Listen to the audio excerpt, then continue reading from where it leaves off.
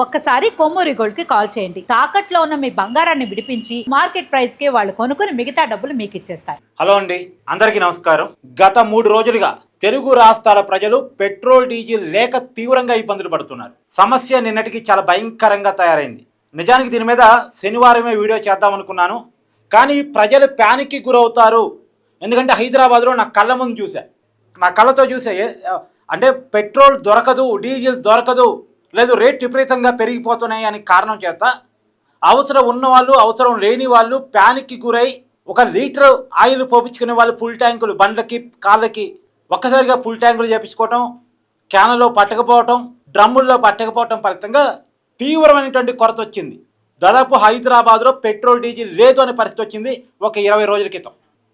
ఆ సమస్యకి ఒక కారణం ఆయిల్ కంపెనీ అయితే, రెండో కారణం ప్రజల ప్యానిక్.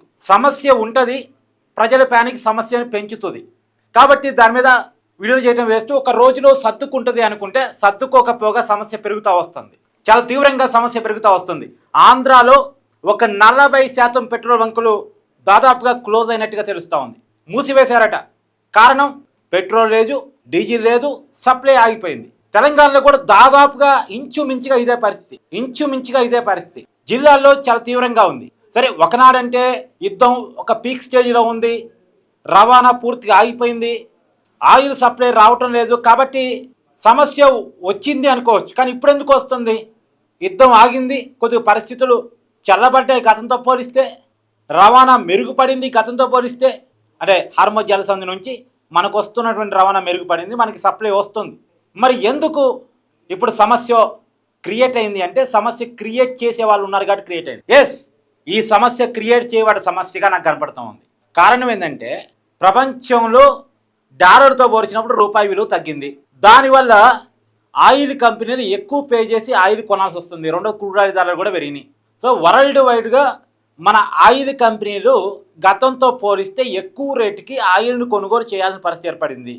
సహజంగా ఆయిల్ని ఎక్కువగా కొనుగోలు చేసినప్పుడు, ఎక్కువ రేటు కొనుగోలు చేసినప్పుడు వాళ్ళకి నష్టం చేకూరినప్పుడు ఆ నష్టాన్ని జనం నుంచి వసూలు చేస్తారు. అంటే పెట్రోల్ డీజిల్ రేటు పెంచుతారు. కానీ పెంచొద్దని కేంద్ర ప్రభుత్వ ఆదేశాలు చాలా క్లియర్గా ఉన్నాయి. కారణం ఏంటంటే 5 రాష్ట్రాల ఎన్నికలు ఉండటం, అందులో ప్రభుత్వం 10 రూపాయలు ట్యాక్స్ తగ్గించుకుంది, ఎక్సైజ్ డ్యూటీని తగ్గించుకుంది. నాకు రావాల్సిన ట్యాక్స్ తగ్గించుకుంటున్నాను, మీకు ఇబ్బంది ఏం లేదు, తాత్కాలికంగా మీరు ప్రజల మీద అయితే భారాలు వేయకండి అని కేంద్ర ప్రభుత్వం చాలా సీరియస్గా చెప్పింది. కానీ ఆ 10 రూపాయలు తగ్గించుకున్నప్పటికీ కూడా ఈ ఆయిల్ కంపెనీలు సరిపోవట్లే. రూపాయి ఎప్పుడూ లేనంతగా పతనం అయిపోయింది. ఎక్కువ పే చేసి ఆయిల్ తీసుకురావాల్సి వస్తుంది. కాబట్టి జనం నెత్తిమీద నుంచి డబ్బులు గుంజాలని డెసిషన్కి వచ్చాయి. కాకపోతే ప్రభుత్వం అవకాశం ఇవ్వట్లే. కాబట్టి ఏం చేయాలి? ఒక కొరతని క్రియేట్ చేశారు. ఇప్పుడు గతంలో ఎలా ఉండేదంటే, పెట్రోల్ బంకుల వాళ్ళు ఆయిల్ కంపెనీ నుంచి ఆయిల్ ట్యాంకర్లు తెప్పించుకొని, పెట్రోల్ డీజిల్ ట్యాంకర్లు తెప్పించుకొని, తెప్పించుకున్న ఈవినింగో లేదా మరుసటి రోజు పే చేసేవాళ్ళు. తెప్పించుకున్న ఆ రోజు తర్వాత రోజు పే చేసేవాళ్ళు. ఆయిల్ ట్యాంకర్ వచ్చిన తర్వాత పే చేయడం జరిగేది. కానీ ఇప్పుడు అలా కాదు. ముందే క్రెడిట్ కట్టమని ఆయిల్ కంపెనీలు చెప్తున్నాయి, బంకుల వాళ్ళకి చెప్తున్నాయి, ముందే క్రెడిట్ కట్టండి, ముందే డబ్బులు కట్టి ఆయిల్ ట్యాంకర్ కొనుగోలు చేసుకోండి, బుక్ చేసుకోండి. సరే, అది గత నెల రోజులుగా ఆయిల్ కంపెనీలకి పెట్రోల్ బంకుల యజమానులకి మధ్య ఆ గొడవ ఉంది. సరే, పెట్రోల్ బంకులు యజమానులు కొంత రాజీ పడ్డారు, క్రెడిట్ చేస్తున్నారు, ముందే పేమెంట్ చేసి ఇండెంట్ పెడుతున్నారు. అయినప్పటికీ కూడా ఆయిల్ కంపెనీలు పెట్రోల్ డీజిల్ ఇవ్వటాన్ని నిరాకరిస్తున్నాయి. ఎందుకు నిరాకరిస్తున్నాయి? స్టాక్ లేదని చెప్పడం, రకరకాల కారణాల చేత లేట్ చేస్తున్నాయి. ఇవ్వటం నిరాకరించడం కాదులే కానీ లేట్ చేస్తున్నాయి. ఎందుకు లేట్ చేస్తున్నాయంటే, లేట్ అయితే ప్రభుత్వం ఈ ఆయిల్ కంపెనీలతో మాట్లాడితే ఏంది సమస్య అని అడిగిద్ది. మేము ధరలు పెంచుకుంటామని ప్రభుత్వంతో వీళ్ళు బార్గెనింగ్ చేసుకుంటారు. పెంచుకోవడానికి ప్రభుత్వం పర్మిషన్ ఇస్తుంది, ధరలు పెంచుకున్న తర్వాత సప్లై యాదవ్ ఇచ్చేస్తారు. ఏం లేదు, ఈ ప్రభుత్వాన్ని బ్లాక్మెయిల్ చేసి ధరలు పెంచుకోవడానికి అవకాశం ఇచ్చే విధంగా చేసుకోవడం కోసం. అందులో 29 తోటి బెంగాల్లో తుది పోలింగ్ కూడా అయిపోయింది. సో ఇక ప్రభుత్వం కూడా మేబీ ఆయిల్ కంపెనీకి అడ్డు చెప్పకపోవచ్చు ధరలు పెంచుకోవడానికి. సో ధరలు పెంచుకునేదాకా స్టాక్ ఎక్కువ రిలీజ్ చేయొద్దు, ధరలు పెరిగిన తర్వాత స్టాక్ ఎక్కువ బయటకు వదిలేద్దాం. ధరలు పెంచుకోవడానికి అవకాశం ఉండాలి అంటే ముందు స్టాక్ హోల్డ్ చేసి పెట్టాలి. బ్లాక్ మార్కెటింగ్ అంటే ఏమన్నది లేదు, కొరత ఉంది అన్న దాన్ని క్రియేట్ చేయాలి. అది ఒక కారణం. రెండో కారణం, ధరలు పెరిగిన తర్వాత ఒకసారిగా స్టాక్ పంపిద్దాం, ఇదే రెండో కారణం. అంటే రెండు కూడా ఆయిల్ కంపెనీ లాభాలకు ఉపయోగపడే కారణాలు చూసుకుని ఆయిల్ కంపెనీలు ప్రజల నెత్తి మీద దోపిడీ చేస్తున్నాయి, ప్రజల్ని ఇబ్బంది పెడుతున్నాయి. మీకు అర్థమైంది కదా సమస్య? ఇప్పుడు ఆయిల్ కంపెనీల నుంచి ఆయిల్ పెట్రోల్ బంకులకు రావాలి, ఇంతకుముందు వీళ్ళు ఆర్డర్ పెట్టే వాళ్ళు పెట్రోల్ బంకుల వాళ్ళు ఆయిల్ కంపెనీలు పంపిస్తుండే, పంపించిన తర్వాత వీళ్ళు డబ్బులు పే చేస్తుండేవాళ్ళు. ఆ ట్యాంకర్ సంబంధించిన డబ్బులు పంపించిన తర్వాత ఆ రోజు తర్వాత రోజు పే చేస్తుండేవాళ్ళు. కానీ ఇప్పుడు ముందే కట్టమని, క్రెడిట్ ముందే చేయమని చెప్తున్నాయి. ముందే క్రెడిట్ చేయాలి, ముందే క్రెడిట్ చేయాలి. సరే క్రెడిట్ చేస్తున్నారు. క్రెడిట్ చేసినప్పటికి కూడా కొంతమంది బంకులు వాళ్ళు చెప్తున్నారు, మేము 3 రోజుల కిందే క్రెడిట్ చేసామండి, ఇండియన్ పెట్టాము, కానీ మాకు ఇంకా ఆయిల్ సప్లై రాలేదని చెప్తున్నారు. ఆయిల్ సప్లై రాలేదని చెప్తున్నారు. ఎందుకు పంపట్లేదు? ఎందుకు ఆయిల్ కంపెనీలు పెట్రోల్ బంకులు చేయట్లేదు, అరకొరగా చేస్తుంది అంటే కారణం ఏంటంటే వీలైనంత వరకు ఆయిల్ సప్లైలో కొరత క్రియేట్ చేయడానికి. పైగా మన జనాలు కూడా పానిక్ అయి ఉన్నారు. ఒకవేళ ఒక ఆయిల్ ట్యాంకర్ ఇక్కడ నుంచి వచ్చింది అనుకోండి, ఆయిల్ కంపెనీ నుంచి పెట్రోల్ బంక్ వచ్చింది అనుకోండి, వెంటనే చాలా పెద్ద ఎత్తున క్యూ ఉంటుంది. 1 లీటర్ పెట్రోల్ కొట్టించుకునే వాళ్ళు 2 లీటర్లు, 2 లీటర్లు కొట్టించుకునే వాళ్ళు 4 లీటర్లు, 4 లీటర్లు కొట్టించుకునే వాళ్ళు 8 లీటర్లు.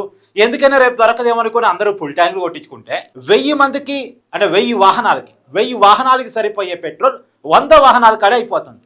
మిగతా 900 వాహనాలు పెట్రోల్ కోసం వేచి చూసే పరిస్థితి. అంటే జనాలు ప్యానిక్ కూడా దీనికి కారణం. సరే ఇప్పుడైతే కొత్తగా డెసిషన్ తీసుకున్నారు పెట్రోల్ బంకుల వాళ్ళు, డ్రమ్ముల్లో పోయటమో లేదు క్యానల్లో నింపడమో మేము చెయ్యం అనేది డెసిషన్ తీసుకున్నారు.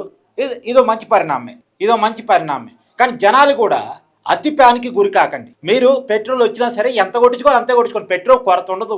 మేబీ రేట్లో ఏమైనా కొద్ది గొప్ప తేడా రావచ్చేమో, ధరలు కొద్ది గొప్ప పెరగొచ్చేమో. ధరలు కూడా సోషల్ మీడియాలో జరుగుతున్నట్టుగా ఒక్కసారి 25 రూపాయలు పెరగటం, ఒక్కసారి 30 రూపాయలు పెరగటం మేబీ ఉండకపోవచ్చు. ప్రభుత్వాలు దానికి ఒప్పుకోకపోవచ్చు. దయచేసి అంత ప్యానికి గురి కావద్దు. మీరు ఎక్కువ ప్యానికి గురయ్యారంటే ఆయిల్ కంపెనీలకు అవకాశం ఇచ్చినట్టే.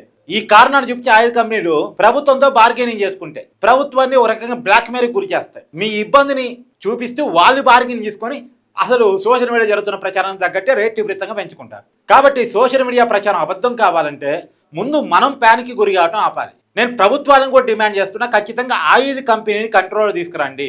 3 ఆయిల్ కంపెనీలు ప్రధానంగా Hindustan petrol, Indian oil, Bharat petrol, వీటి చేతుల్లోనే మేజర్ మార్కెట్ ఉంది. ఇవి క్రియేట్ చేస్తున్నటువంటి ప్రాబ్లం. జనం ఇబ్బంది పడుతున్నారు, రైతులు ఇబ్బంది పడుతున్నారు. నాకు చాలా మంది రైతులు ఫోన్ చేస్తున్నారు, ఏంటి సమస్య కార్తిక్ గారు అని చెప్పేసి. చాలా మంది రైతులు మా ఊరితో సహా మా నాన్న మిగతా వాళ్ళంతా కూడా డీజిల్ లేదు, కోతల సమయం డీజిల్ లేకుండా పని నడవదు.